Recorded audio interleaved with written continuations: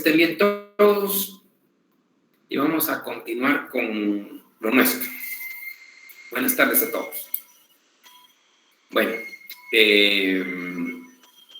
vamos a continuar con lo que son las normas penales. Ya sabemos las normas penales con su estructura, cómo está estructurada. Y es importante tomar en cuenta el artículo 1 de su Código Penal, volviendo al tema del principio de legalidad, porque tiene que haber normas que establezcan los delitos y las sanciones. Pero algo muy importante en el ámbito de derecho penal es el principio de reserva de ley. El principio de reserva de ley lo que significa es que únicamente tiene que haber un órgano encargado de crear normas, y en el presente caso son normas que pueden violentar derechos fundamentales o restringir derechos fundamentales. Y en este caso tiene que ser eminentemente el Congreso de la República el que tendrá que hacer y crear estas normas penales. A esto se le llama principio de reserva de ley. La ley de esta materia está reservada estrictamente para el Congreso de la República, porque restringe, bueno, insistir, derechos fundamentales de las personas. Cuando son sanciones penales, ya sabemos que lo que restringe fundamentalmente o básicamente la libertad. En algunos casos, pues, el aspecto económico, pero la inmensa mayoría la libertad. Entonces tiene que venir del órgano que representa al pueblo, el cual puede restringir ciertos derechos fundamentales. Eso se le llama principio de reserva de ley, que sobre el Congreso de la República es el ente encargado de crear estas leyes. La norma penal tiene funciones, tiene 3 funciones esencialmente, que es la protección, motivación y de garantía. Función de protección, motivación y de garantía. De protección, porque ya lo dijimos, la norma penal protege bienes jurídicos tutelados. Son esos bienes más valiosos que tiene el ser humano para poder desarrollar y convivir libremente en la sociedad. De motivación, porque motiva a la población de que se abstenga de cometer delitos. Desde el momento en que existe una norma penal, ya todo lo hemos visto o lo sabemos, del momento en que existe una norma penal, automáticamente viene esa coacción psicológica, que lo que le hace es que mentalmente uno se disuada de cometer esa acción que la norma penal está prohibiendo. Esa es la idea, la motivación, disuade a la sociedad de cometer delitos. Y de garantía, porque nos garantiza, esto es un tema importante, la norma penal ya establecida nos garantiza que esa es la única conducta o únicas conductas prohibidas de ley y que tienen una sanción penal. De ahí importante el principio de legalidad que rescataba al inicio, y como se los dije ya en sesiones anteriores, el principio de legalidad se encuentra estipulado en el primer artículo de su Código Penal. Primer artículo. Entonces, ahí pues tomamos en cuenta lo que es las funciones de la norma penal, que toda norma penal tiene su función de proteger bienes jurídicos, motivación para que disuada a la población a no cometer delitos, y de garantía, porque garantiza a la sociedad que lo único que está prohibido son estas normas establecidas en la norma penal, y las sanciones penales son las únicas establecidas en esa norma penal. No hay más. No nos pueden criar de la noche a la mañana un tipo penal, no nos pueden criar de la noche a la mañana una sanción penal para perjudicarnos. Tiene que estar establecida una norma. Por ahí recordemos que el principio de legalidad es aquel que dice no hay delito ni pena sin ley anterior. Tiene que haber una ley anterior. Bien, estamos en cuanto a las funciones de la norma penal. Ahora, la norma penal tiene ámbito de validez. Especialmente hay 3 ámbitos de validez de la ley penal. El primer ámbito es el ámbito personal de validez, el segundo es el temporal de validez y el tercero es el territorial de validez. Personal, temporal y territorial de validez. El ámbito personal de validez, es necesario aclarar que aquí, en principio, todas las personas, todas, sin discriminación alguna, que cometan un delito, pues se le va a aplicar, está la norma penal, a cualquier persona. Principio de igualdad, a cualquier persona, sea blanco, sea alto, sea moreno, sea colocho, sea de Islandia, sea de Ecuador, sea de Colombia, sea de Canadá, de Estados Unidos, de Austria, Australia, España, Italia, quien sea que cometa un delito acá, hablando de persona, va a ser sancionada por nuestra ley penal. No importa la nacionalidad. Cometió el delito acá, aquí lo juzgamos. Aquí se han juzgado en ciertos casos a muchos extranjeros. Y, no importa quién haya cometido el delito, se le aplica la ley penal. A eso hay unas excepciones más que todo de procedibilidad. Y en el ámbito jurídico se habla de cuestiones de prejudicialidad. Antes de iniciar un juicio hay ciertas acciones. Por ejemplo, ahí se contrarresta un poquito el principio de igualdad cuando se habla de los diplomáticos. Los diplomáticos, recordemos que gozan de inmunidad en la jurisdicción. Es un tema que vamos a hablar ahorita. Inmunidad en la jurisdicción. Esto quiere decir inmunidad diplomática. En otras palabras, es que el embajador no puede, o sea, al embajador no se le puede juzgar si no pasa unos procedimientos previos que lo vamos a ver. Y también en algunos casos los funcionarios públicos. En algunos funcionarios públicos, los funcionarios públicos más relevantes, incluyendo jueces, gozan del antejuicio. Entonces, cuando uno dice ámbito de validez personal, es que la ley se aplica a todo mundo que cometió el delito. Sí, pero hay aspectos de prejudicialidad que hay que solventar primero. El primero lo dije, en el ámbito de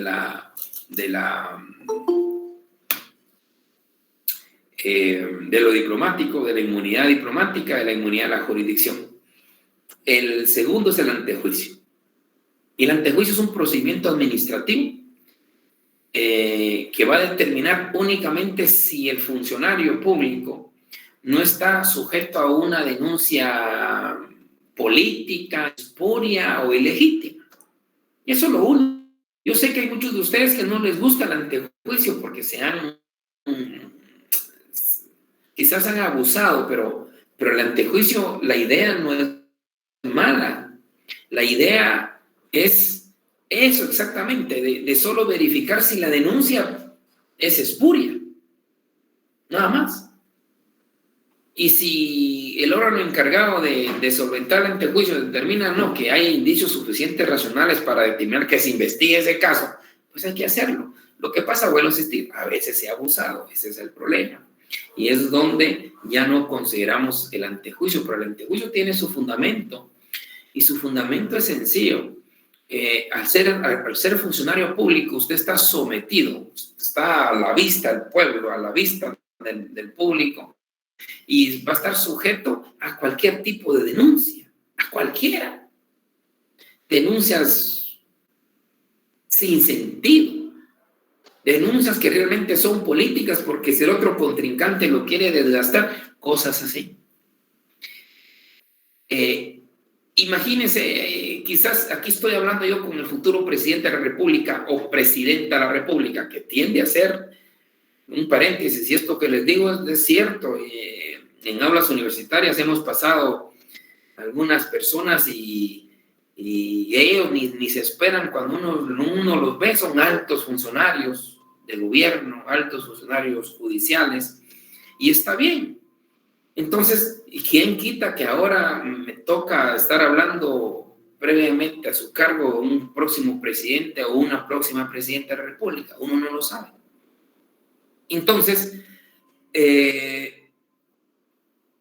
usted como presidente o como presidenta ahorita mismo toma el cargo y le apuesto que ahora mismo le imponen 30 querellas en Huehuetenango, 10 en Izabal, 14 en Zacapa, otras 20 en Escuintla. una 50 en Petén, ¿qué va a hacer usted? Tendría que ir constantemente a todos lugares, y entonces su ejercicio, ¿dónde va a estar? Más que solo viendo y cubriéndose las denuncias penales. O sea, imagínense, denuncias penales. No es sencillo, no es fácil. Entonces, su cargo va a estar solo en función de ver cómo se defiende de ese tipo de denuncias. Por eso es el antejuicio, un prejuicio administrativo, pero un juicicito solo para determinar, a grosso modo, que eso no sea espurio, que no sea político, ni que no sea ilegal, nada más, nada más. Bueno, yo sé que hay mucha molestia en algunos, porque en algunos casos posiblemente se ha abusado de esa protección y ya no hay nada, ¿verdad? Pero la idea y la naturaleza del antejuicio no es mala.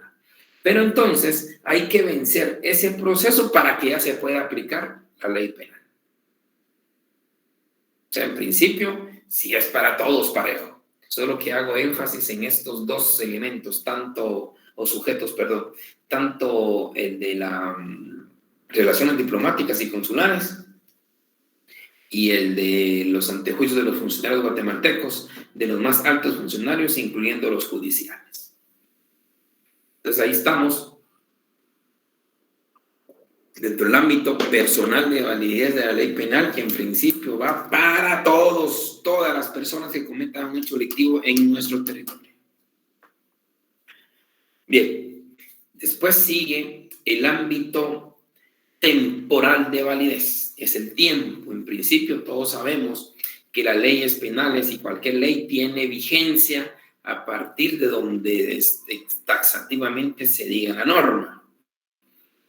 Esta norma entrará vigente el siguiente día de su publicación, o inmediatamente, o 15 días, ya ustedes saben del vacatio legis. Entonces, después del vacatio legis, pues viene la vigencia, y a partir de ahí todas las normas penales, en este caso muy particular, pues tienen su vigencia. Ahí empieza a correr su validez, desde el momento de su vigencia. Hay excepciones a esa temporalidad. Hay excepciones a la temporalidad de decir a partir de la vigencia de la ley. Que esa excepción es lo que tenemos en el artículo 2 del Código Penal, que se llama extractividad. Si leemos un poquito el artículo 2 de su ley penal, de su Código Penal, dice extractividad. Si la ley vigente al tiempo en que fue cometido el delito fuere distinta de cualquier ley posterior, se aplicará a aquella cuyas disposiciones sean favorables al reo, aun cuando haya recaído sentencia firme y aquel se haya cumpliendo condena. Qué interesante. No hay que olvidar esa lectura de los artículos. Vuelvo a leer el artículo 2 de su Código Penal. Si la ley vigente al tiempo en que fue cometido el delito fuere distinta de cualquier ley posterior, se aplicará a aquella cuyas disposiciones sean favorables al reo, aun cuando haya recaído sentencia firme y aquel se haya cumpliendo su condena. O sea, la ley penal es vigente a partir de donde se señala. Pero con la extractividad hay excepciones. Y ahí viene aquel articulito que ustedes leen de su Constitución, me parece el artículo 15 de su Constitución, que dice, y eso es principio fundamental, la ley no tiene efectos retroactivos. Ninguna ley tiene efectos retroactivos. Ni una ley tiene efectos retroactivos. Ni una ley se puede aplicar como efecto desde atrás. Ni una ley. Solo la penal. Y solamente cuando realmente favorezca al reo. De lo contrario, no existe retroactividad. Cayendo en el tema, principio fundamental. La ley, ninguna ley es retroactiva, ninguna. Y constitucionalmente y de tratados internacionales en materia de derechos humanos sí marcan la excepción. A excepción de la ley penal, y solo cuando favorezca al reo. Y ahí nos habla el artículo 2 de su Código Penal. Entonces, esas excepciones relativas a la extractividad, viene lo que es la ultraactividad y la retroactividad de la ley penal. La ultraactividad y la retroactividad de la ley penal. La ultraactividad es aplicar una ley ya no vigente. La ley ya no es vigente a un hecho que ocurrió durante su vigencia. Esa es la ultraactividad. Vamos a aplicar una ley que ya no es vigente actualmente a un hecho que ocurrió durante su vigencia. Siempre pongo el siguiente ejemplo sencillo para los que lo quieran considerar. Por ejemplo, un delito de violación. El delito de violación, que cuando se cometió el delito, la pena máxima, por decirlo así, tenía 10 años en el año 2000. Pero resulta que en el año 2022 se está juzgando. Y en el año 2022 se va a juzgar. Pero en el año 2022 ya ese delito ya no tiene 10 años. Ese delito tiene 20 años. Entonces, en principio diríamos, la ley se aplica de 20 años, pero aquí entra la extractividad, especialmente la ultraactividad, que le dice, no, apliquemos la que más le conviene al reo. En este caso, apliquemos la del año 2000, porque en ese tiempo estaba vigente esa pena de 10 años y le favorece al reo. Ahí es ultraactividad. Se va para el futuro. Esa ley que ya no es vigente se aplica en un hecho futuro donde ya no es vigente, pero con la característica que es un hecho que ocurrió durante su vigencia. En contrasentido es la retroactividad como tal. La retroactividad, que es aplicar una ley vigente a un hecho que ocurrió antes de su vigencia. Aplicar una ley vigente hoy a un hecho que ocurrió antes de su vigencia. Y aquí es el sentido contrario. Si antes, se puede dar, antes en el año 2000, el delito de violación se castigaba con 20 años. Hoy, el año 2022, el delito se castiga con 10 años. ¿Cuál es lo más conveniente para el reo? Pues de plano, la de hoy. Entonces, la de hoy se va a aplicar a un hecho que ocurrió antes de su vigencia. ¿Pero por qué? Porque le conviene al reo. Entonces, ahí son los temas de extractividad, tanto ultra como retro. Ultra, aplicar una ley vigente a un hecho que ocurrió durante su vigencia. Una ley no vigente a un hecho que ocurrió durante su vigencia. Y la retroactividad, una ley vigente a un hecho que ocurrió antes de su vigencia. Ahí manejamos ultra y retro. Y por eso es importante el artículo 2 de su Código Penal. También en este tema del ámbito temporal de validez, nos señala el artículo 3 una ley excepcional o temporal, que dice, la ley excepcional o temporaria se aplicará a los hechos cometidos bajo su vigencia, aun cuando ésta hubiera cesado al tiempo de dictarse el fallo, salvo lo dispuesto en el artículo 2. No tiene sentido las leyes excepcionales o temporales por la misma situación de la extractividad, porque de una u otra manera se va a aplicar lo que más le conviene al reo. Si en el futuro esta ley o ese delito desapareció, pues se va a aplicar lo que más le favorezca al reo. O sea, realmente esas leyes excepcionales tienen poco sentido tomando en cuenta lo que es la ultra y lo que es la retroactividad. Pero al menos sepamos que existe esa posibilidad, aunque cuando se maneje lo que es la extractividad, esa ley temporaria quedaría prácticamente sin sentido. Muy bien. Pasemos al tercer apartado del ámbito de validez de ley penal, que es el ámbito territorial de la ley penal. Y para eso nos vamos al artículo 4 de nuestro Código Penal, donde dice, salvo lo establecido en tratados internacionales, este código se aplicará a toda persona que cometa delito o falta en el territorio de la República o en lugares o vehículos sometidos a su jurisdicción. Esto es sencillo. Nuestra ley penal se aplica en nuestro territorio, con independencia quien lo haya cometido. Cualquier persona que haya cometido un delito dentro del territorio nacional, se le va a aplicar nuestra ley penal dentro del territorio. Háblese, ahí entran ríos, lagos, mar, territorial de jurisdicción nuestra, espacio, jurisdicción nuestra. Todo lo que ocurra, todo delito que ocurra dentro de todo ese espacio, aéreo, marítimo, terrestre, se aplica nuestra ley penal, con independencia de la persona, como ya lo dijimos allá, en el ámbito personal. En el ámbito territorial, pues cualquier delito acontecido dentro del ámbito territorial se aplica nuestra ley penal. Esto está sencillo. Pero lo más interesante es el artículo 5. El artículo 5 de su Código Penal. El artículo 5 de su Código Penal nos habla de la extraterritorialidad. Miren qué interesante, y es un tema poco tratado, muy poco tratado, pero vale la pena que no lo tratemos porque sí se dan varios casos. Y casos interesantes. La extraterritorialidad de la ley penal. ¿Y qué significa la extraterritorialidad? Pues significa que nuestra ley penal, nuestro Código Penal, se puede aplicar a hechos que se cometieron fuera de nuestro territorio. Mire qué interesante.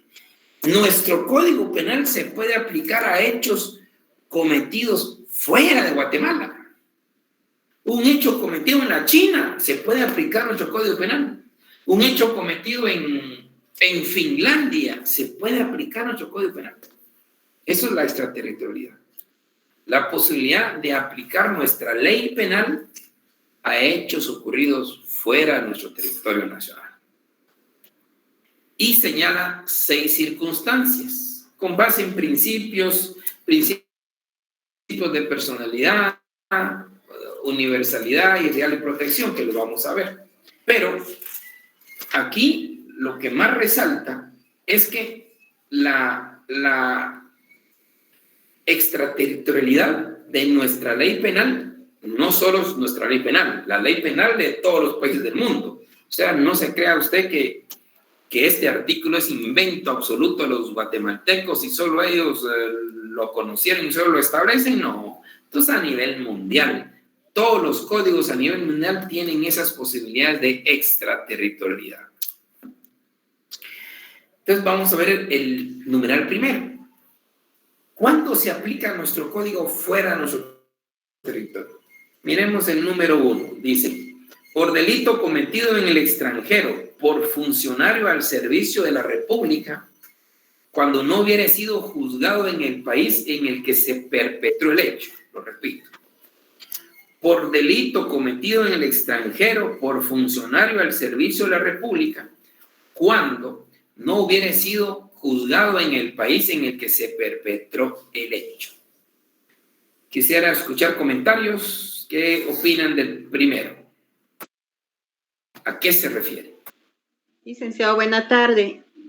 Aquí yo lo tomo que se refiere, por ejemplo, a los diplomáticos que tenemos representando a Guatemala en otros países. Si ellos hicieran algo indebido, a ellos se le podría aplicar este artículo. Excelente, doña Rosa. Excelente, así es. Así es. Como le repito, esto se da a todos los países, ¿verdad? No solo Guatemala. Y efectivamente, por ejemplo, un embajador en Salvador, que es guatemalteco, un embajador guatemalteco se va para Salvador a representar al Estado en Salvador y allá comete un delito. Pues diplomáticas y consulares de las Naciones Unidas establecen que los diplomáticos tienen inmunidad diplomática. En otras palabras, es inmunidad de la jurisdicción.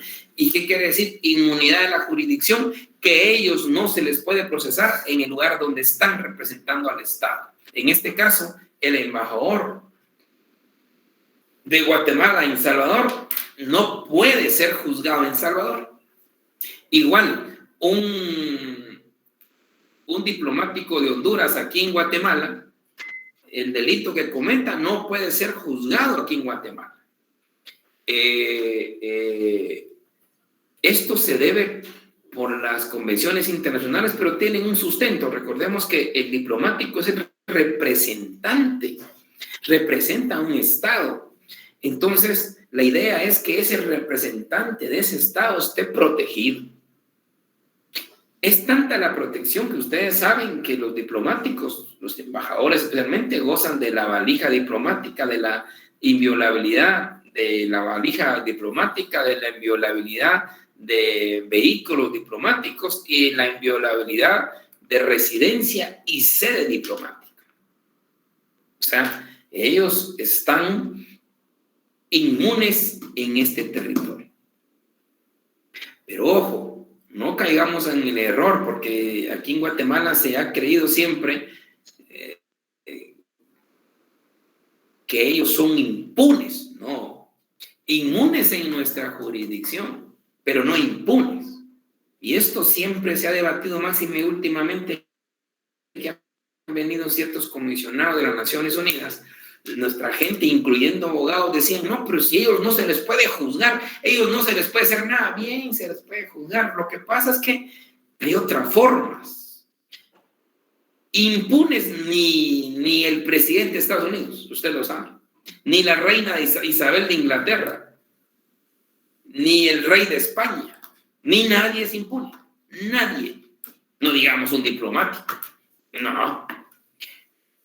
¿Qué pasa? ¿Qué pasa? Imaginémonos que el embajador de Salvador en Guatemala comete un delito acá en Guatemala. ¿Ok? ¿Qué es lo que se tiene que proceder aquí? ¿De qué manera se tiene? Hay formas para proceder. Primera forma, eso ya se habla en el ámbito estrictamente de las cancillerías. Si un embajador salvadoreño cometió un delito aquí en Guatemala, lo primero es que el canciller va y se comunica con el canciller de Salvador, le plantea la situación y el canciller de Salvador tendrá dos alternativas. La primera, destituirlo, quitarle el cargo, y quitándole el cargo prácticamente el ex embajador de Salvador en Guatemala ya no tiene esa prerrogativa, ya no la tiene. Lo primero, ya no la tiene. Pero imaginémonos que Salvador no se la quiere quitar, no lo destituye. Entonces ya viene la acción nacional de aquella palabra famosa. Yo sé que ustedes la escucharon y todo el mundo la escucha, hasta salen en los desfiles bufos, aquel tema del non grato. Entonces, ahí donde el presidente tiene la plena facultad de declarar non grato, no es grato acá por cualquier circunstancia, acá en el territorio, y se le da un plazo de 24 horas para que salga del país. Pero queda impune. No queda impune. Recordemos que el mismo artículo lo está diciendo, el mismo numeral lo está diciendo, que si no es juzgado acá, porque aquí se declaró non grato y se fue, o el embajador salió huyendo y se fue para Salvador, entonces Guatemala puede solicitar la extradición, claro. Pero y Salvador no la quiere dar, entonces Salvador está obligado a juzgarlo con su ley salvadoreña, con un hecho cometido en Guatemala. Esa es la extraterritorialidad. En principio uno diría, pero ¿y cómo Salvador lo va a juzgar si ahí no se cometió ni un delito? ¿Cómo es que Salvador lo va a juzgar si ahí él no cometió ningún delito? Pues las normas internacionales sí lo permiten y las normas nacionales con la extraterritorialidad también lo permiten. Este mismo artículo lo tiene el Código Salvadoreño, el Código Jamaicano, cualquier código tiene esto. Entonces Salvador, como no lo entregó, tiene la obligación de juzgarlo con sus normas. Eso es lo que se hace. Licenciado, disculpe. Pero sí, doña Rosa, cuénteme. Sí, tengo una duda. Por ejemplo, se da el caso como lo está exponiendo usted. Se va a juzgar al embajador de Salvador en El Salvador. ¿Ahí quién le daría el segmento? ¿El embajador de Guatemala que tenemos en El Salvador? ¿O cómo sería ese proceso?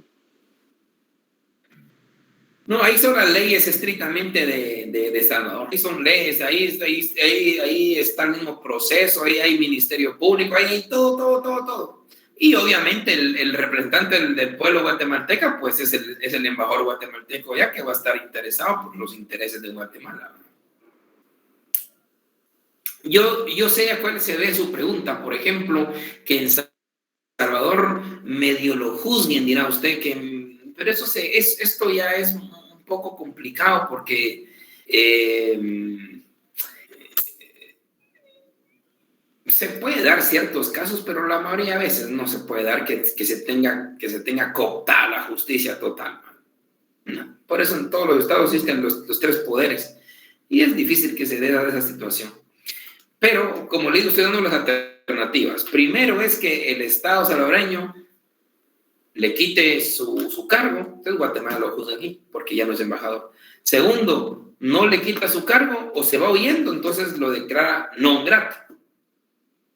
Y entonces tiene derecho Guatemala de solicitar su extradición. Y para juzgarlo acá. Pero si Salvador no lo entrega, Salvador tiene la obligación internacional, porque en el ámbito internacional se habla de audidere adjudicare, que significa el que no extradita tiene la obligación de juzgar.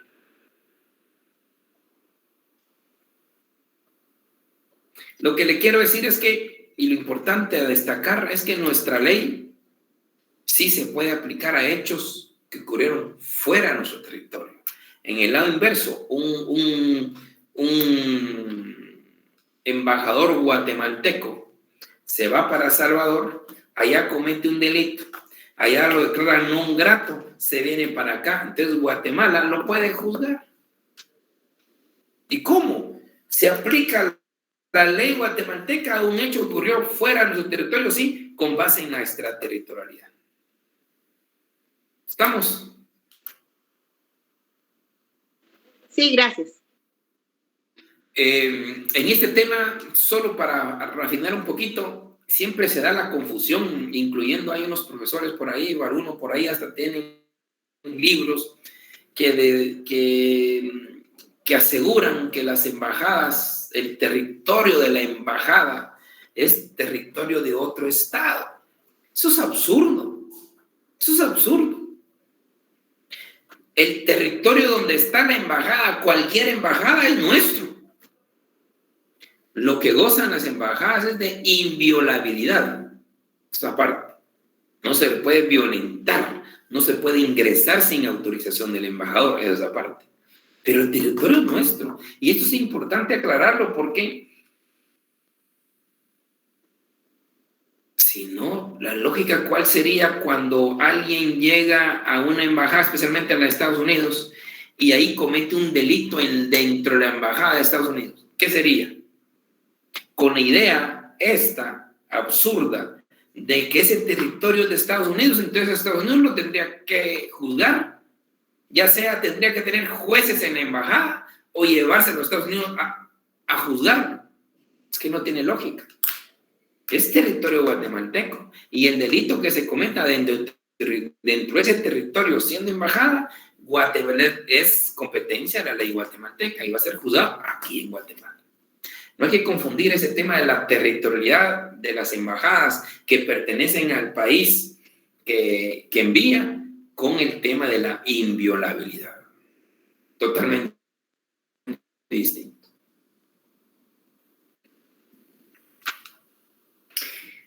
Vamos con el segundo punto. Dice, por delito cometido, estamos hablando de la extraterritorialidad.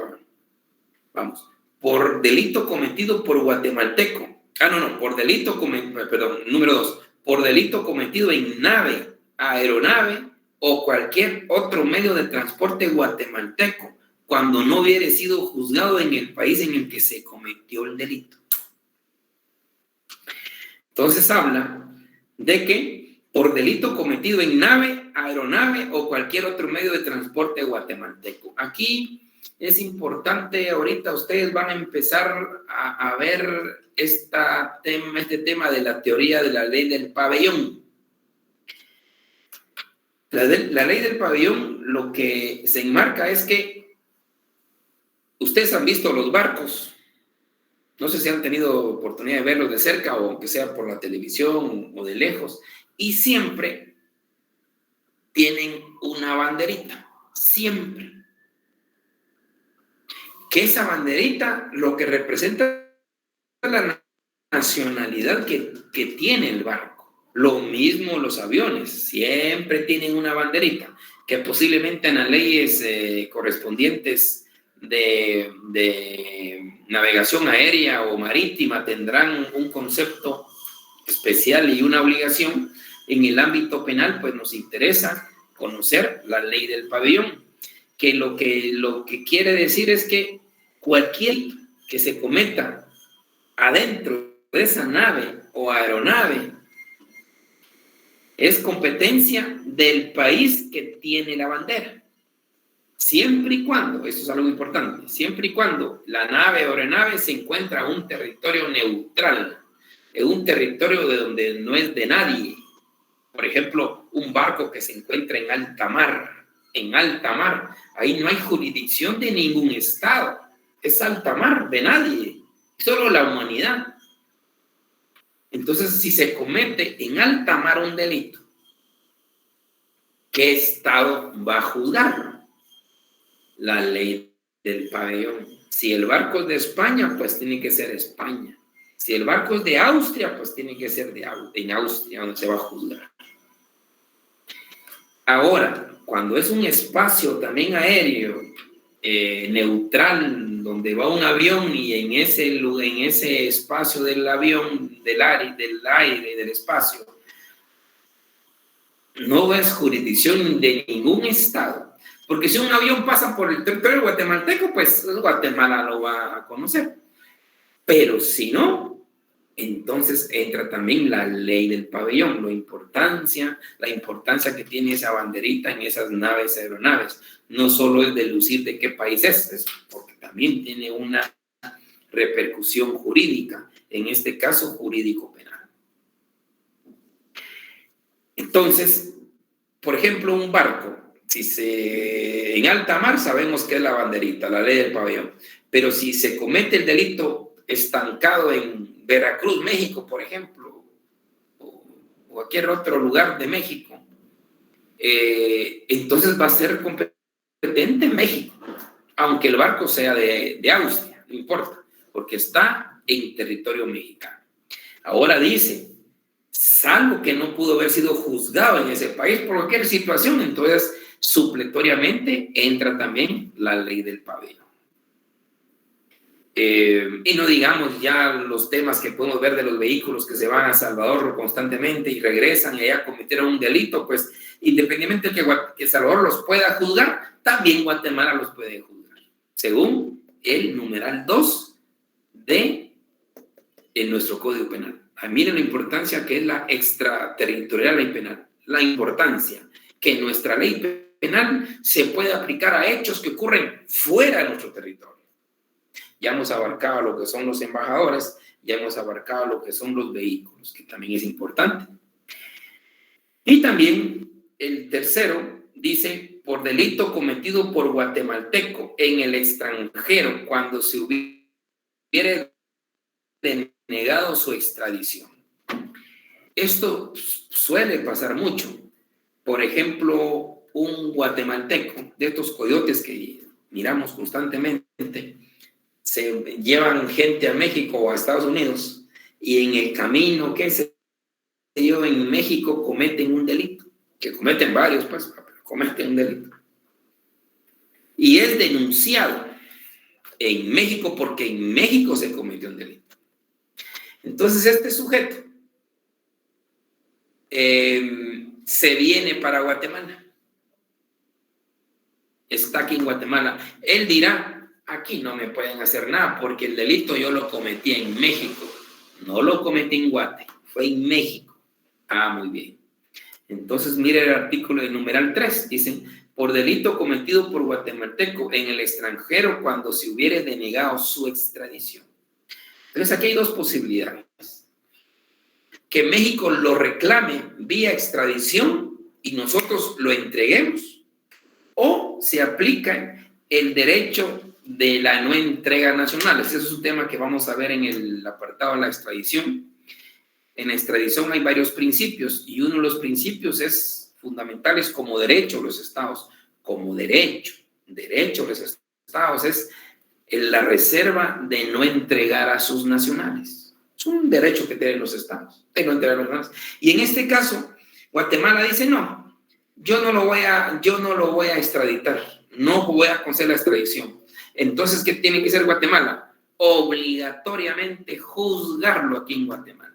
Juzgarlo con el principio anteriormente manifestado, el audedere adjudicare, que el Estado que no extradita tiene la obligación de juzgarlo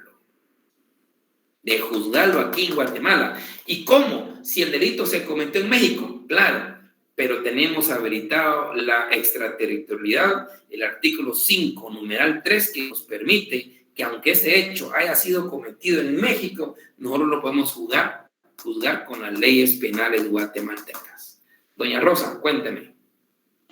Licenciado, disculpe, el día de hoy hubo un caso aquí en Guatemala de una mujer colombiana que la detuvieron porque vieron que el carro en el que ella andaba estaba con reporte de robo en México, no aquí en Guatemala. Entonces, en este caso, ¿cómo se dio el proceso? Ella siendo colombiana y el carro fue reportado robado en México. Sí, mire, aquí no importa, aquí lo importante es ver en dónde está y ella puede irse por encubrimiento, recuérdense, encubriendo un delito aquí en Guatemala. Ahora, los colombianos tendrán que demostrar si el delito, ella fue la que lo robó allá en Colombia. Si ella lo robó allá en Colombia, entonces Colombia la puede pedir la extradición y llevársela para allá. Ahora, estando acá, ella puede ser de hecho ya de delito de encubrimiento, porque ella encubrió aquí en Guatemala un delito. En principio, pues, ¿verdad? Uno no sabe los hechos, porque puede ser una persona como cualquiera de nosotros nos puede pasar, y eso creo que ya lo hablamos en una oportunidad, que uno anda creyendo que es un vehículo de origen lícito. ¿A quién no le ha pasado eso? Yo he conocido historias yo que compra usted un vehículo de buena fe y no sabe que ese motor está alterado. No sabe que los documentos están alterados. O sea, eso también suele pasar, ¿no? Pero eso ya depende de qué es lo que pasa. Los hechos así fáciles, como usted dice, robado en Colombia, así me dice, ¿no? ¿Es una colombiana? No, ella es colombiana y el vehículo fue robado en México. Okay. Entonces me imagino que han puesto el registro y ahí fue donde le vieron porque estaba ese reporte. En principio se va por encubrimiento propio aquí en Guatemala por encubrir un delito. Aquí se puede juzgar con independencia de que México la pida de extradición y que se juzgue allá en México. Ahora, si Guatemala no la extradita, entonces tiene que juzgarla acá con hechos cometidos en México. El audedere adjudicare, el que no extradita, juzga. Gracias, licenciado. Y la última pregunta, ¿por qué hay países que no procede la extradición? Por eso mismo, doña Rosa, porque dentro de los principios de la extradición, que la vamos a ver dentro de poco, hay unos principios y uno de los principios es el derecho de no entregar a sus nacionales. Es un derecho. A sus nacionales. Es un derecho que tienen los estados. ¿Ya? Y eso lo dicen los mismos tratados internacionales, el derecho. Y hay otros estados que tienen hasta las leyes de extradición activa y pasiva y claramente prohíben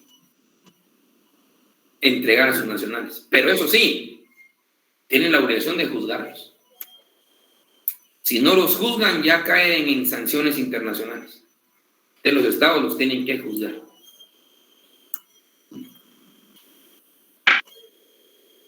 Gracias.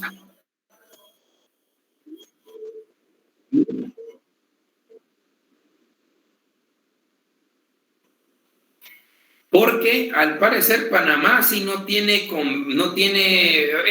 vamos a hablar cuando veamos la extradición, nos estamos adelantando.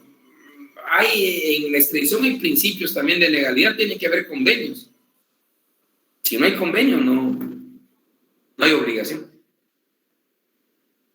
Pero eso lo vamos a ver en extradición. Bueno, el siguiente tema de la extraterritorial ley penal es el cuarto. Dice, por delito cometido en el extranjero contra guatemalteco cuando no hubiera sido juzgado en el país de su perpetración, siempre que hubiera acusación de parte o del Ministerio Público y el imputado se hallara en Guatemala. Este numeral 4 es un poco confuso, pero con un ejemplo tan sencillo que me pasó en un aula universitaria hace como 15 años, más que suficiente. Resulta que había un compañero en clases que me pidió orientación porque a él, estando aquí en Guatemala, tuvo problemas de su vista. Entonces había gente de Venezuela aquí en Guatemala recolectando personas que ellos les querían ayudar a recuperar su vista. Entonces, sin hacer nada más que llevárselos por avión, operarlos, tratarlos y después regresarlos a Guatemala. Y él aceptó y así lo hizo. Se fue a operar a Venezuela. Aquí estaban las personas, lo orientaron y después él se fue a Venezuela a operarse. Lo regresaron a Guatemala sin ningún problema, pero a los pocos días o meses, no recuerdo, empezó a perder su visión. Y al final perdió el ojo por una mala práctica médica en Venezuela. Entonces me dice, ¿ahora qué hago? Si el delito me lo cometieron en Venezuela y yo fui voluntariamente allá. Entonces se aplica este numeral 4, porque yo le dije, ponga la denuncia y verifique si todavía están esas personas recolectando personas guatemaltecas para llevárselos a Venezuela. Sí, me dijo, ahí están todavía, vienen año tras año. Ah, perfecto, ahí está. Entonces, ese es el tema. Él le cometieron un delito en Venezuela, o sea, en el extranjero, él siendo guatemalteco. Allá no se persigue nada, absolutamente nada. Entonces, él presenta la acusación en la denuncia en el Ministerio Público y localizan a las personas que lo recolectaron aquí en Guatemala para llevárselo a Venezuela. Entonces ahí, aunque el hecho se cometió en Venezuela, se puede juzgar aquí en Guatemala, pero teniendo en cuenta este tema, que haya puesto denuncia y que las personas estén aquí en Guatemala. Interesante, se puede aplicar nuestra ley a hechos cometidos fuera de nuestro territorio. El numeral 5, pues es un tema más común, creo yo, es el tema del principio de la universalidad, que en su tiempo se volvió muy famoso. Me recuerdo en el año 99, 2000, por ahí 2000, sí, 99, 2000, el caso del juez Baltasar Garzón con el señor Pinochet. No sé si ustedes se recuerdan, fue un boom internacional, que como que un juez español quería juzgar a un expresidente de Chile en hechos que se cometieron en Chile y que España solicitó la extradición a Londres porque el señor estaba en Londres. O sea, un tema que fue sonado a nivel mundial porque España tenía una competencia absoluta por el principio de universalidad. Entonces esto ya se le limitó, obviamente, pero aquí lo importante es que a través de como aquí nos dice claramente, a través de un convenio o tratado, Guatemala puede aplicar su ley a cualquier caso según el convenio o tratado que le faculte. En estos estamos hablando de delitos como de genocidio, el delito de tortura, desapariciones forzadas, son delitos de gran magnitud que estos en algunos convenios sí establece que cualquier país puede juzgar a determinadas personas o a las personas, pero debe de decirlo en convenios internacionales. Ahí se abre la posibilidad de la universalidad del derecho penal. Y el sexto es el principio de real o protección, que esto deviene que Guatemala puede aplicar su ley, puede pedir la extradición y aplicar su ley contra cualquier ciudadano de cualquier parte del mundo que le esté afectando su orden constitucional y seguridad del Estado. Por ejemplo,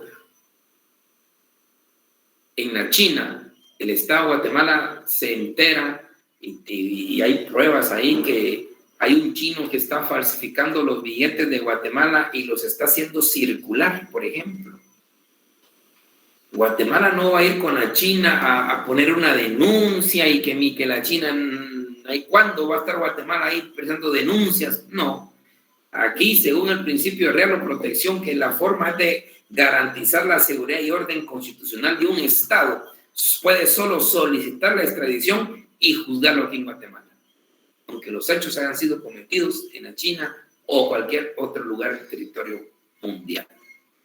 Lo interesante de esto de la extraterritorialidad, compañeros, es que existen que la ley nos da conocimiento y facultades de aplicar nuestra ley a hechos que ocurren fuera de nuestro territorio, porque en principio, seguro estoy que jamás pensaba nosotros que nuestra ley penal se podía aplicar en hechos cometidos fuera de Guatemala. Pero sí lo hay. Cuando se trata de embajadores y no son juzgados allá, cuando se trata en cuestiones de naves, aeronaves y no son juzgados por ahí, cuando se trata de un guatemalteco que cometió un delito en el extranjero, pero se encuentra aquí y no entregamos nosotros la extradición, lo podemos juzgar. Y por delito del que les comenté de un extranjero que le comete a un guatemalteco, pero el extranjero está aquí en Guatemala, aunque el hecho haya cometido en el extranjero, se puede juzgar aquí, o por el principio de universalidad, por tratado o convención, también nuestra ley se puede aplicar, o cuando afecte directamente intereses propios de la constitucionalidad y seguridad del Estado, también se puede juzgar en Guatemala. Eso es la extraterritorialidad de la ley penal. Y aquí se abarcan los principios, tanto del numeral primero al numeral 4, del artículo 5, se habla del principio de personalidad o nacionalidad, porque ahí la ley lo sigue a la persona a donde sea que fuere. El numeral 5 es el principio de universalidad y el numeral 6, pues es el principio de real o protección. Muy bien, compañeros, ¿dudas o comentarios, por favor?